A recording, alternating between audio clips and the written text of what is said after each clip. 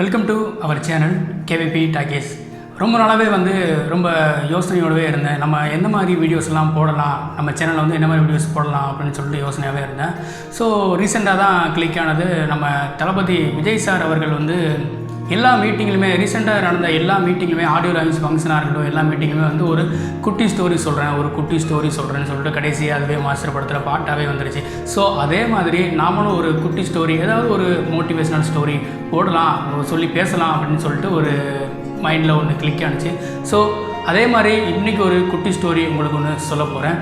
அதுக்கு முன்னாடி நீங்கள் நம்ம கேவிபி டாக்கீஸ் சேனலை சப்ஸ்கிரைப் பண்ணலைன்னா சப்ஸ்கிரைப் பண்ணுங்கள், மறக்காமல் பெல் ஐக்கானையும் கிளிக் பண்ணுங்கள். அப்போ தான் நாங்கள் டெய்லி போடுற ஒரு வீடியோஸ் உங்களுக்கு நோட்டிஃபிகேஷன்லாம் காமிக்கும். வாங்க இப்போது வீடியோக்குள்ளே போகலாம்.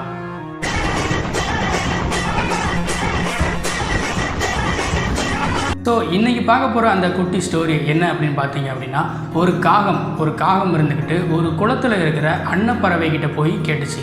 என்ன கேட்டுச்சு அப்படின்னா, நீங்கள் தான் இந்த உலகத்திலே ஹாப்பியான பேர்டு, சொல்லுங்கள் அது உங்களுக்கு எப்படி இருக்குது அப்படின்னு சொல்லிட்டு கேட்டுச்சு.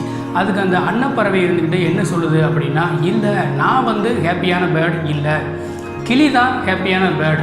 ஏன்னா அது கடவுளுடைய தோல்லெல்லாம் உட்காந்துருக்குது, அதுக்கு சாப்பாடெல்லாம் தேடி கொண்டு கொடுக்குறாங்க எல்லோரும், அதை வீட்டிலெல்லாம் வளர்க்குறாங்க அப்படின்னு சொல்லி கிளிக்கிட்ட போய் கேளுங்க அப்படின்னு சொல்லிட்டு அந்த அன்னப்பறவை காகத்துக்கிட்ட சொல்லி கிளிக்கிட்ட போக சொல்லிச்சான். அந்த காகமும் என்ன பண்ணியிருக்கு அப்படின்னு பார்த்தீங்க அப்படின்னா, கிளிக்கிட்ட போய் கேட்டுருக்கு, சொல்லுங்கள் நீங்கள் தானே இந்த உலகத்துலேயே ஹாப்பியான பேர்டு, உங்களுக்காக வீட்டிலெல்லாம் கூண்டெல்லாம் வச்சு உங்களை வளர்க்குறாங்க அப்படின்னு சொல்லிட்டு கிளிக்கிட்ட காகம் சொல்லிச்சான்.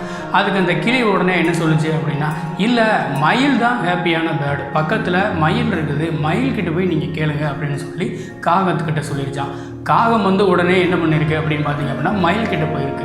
மயில்கிட்ட போயிட்டு, சொல்லுங்கள் நீங்கள் தான் இந்த உலகத்திலே ஹாப்பியான பேர்டு, உங்களை பார்க்குறதுக்காக இவ்வளோ பேர் கூட்டமாக நிற்கிறாங்க, நீங்கள் தோகையை விரித்து ஆடுறத அந்த அழகை பார்த்து ஃபோட்டோ எடுக்கிறதுக்காக இத்தனை பேர் கூட்டமாக நிற்கிறாங்க, ஸோ நீங்கள் தான் இந்த உலகத்திலேயே மிகப்பெரிய ஹாப்பியான பேர்டு அப்படின்னு சொல்லி கேட்டுச்சான். அதுக்கு அந்த மயில் என்ன சொல்லியிருக்கு அப்படின்னு பார்த்தீங்க அப்படின்னா, இல்லை நீங்கள் தான் ஹாப்பியான பேர்டு, நான் என்ன தான் எனக்கு இவ்வளோ பேர் கூட்டமாக நின்றாலும் நான் ஒரு ஜூலையோ இல்லை ஒரு கூண்டுலையோ அடைச்சி தான் இருக்கிறேன், நீங்கள் ஆனால் நீங்கள் வெளியில் ஃப்ரீயாக பறக்குறீங்க, எங்கேனாலும் போகிறீங்க ஃப்ரீயாக, ஆனால் அந்த மாதிரி என்னால் போக முடியாது அப்படின்னு சொல்லிட்டு காகம் தான் ஹாப்பியான பேர்டு அப்படின்னு சொல்லிட்டு மயில் சொல்லிச்சான். இதுதான் லைஃப். நம்ம மற்றவங்கள எப்போவுமே கம்பேர் பண்ணி இருக்கவே கூடாது. நமக்குன்னு உள்ளுக்குள்ளே ஒரு டேலண்ட் இருக்கும், அதை டெவலப் பண்ணாலே நம்ம வாழ்க்கையுடைய தரம் உயரும்.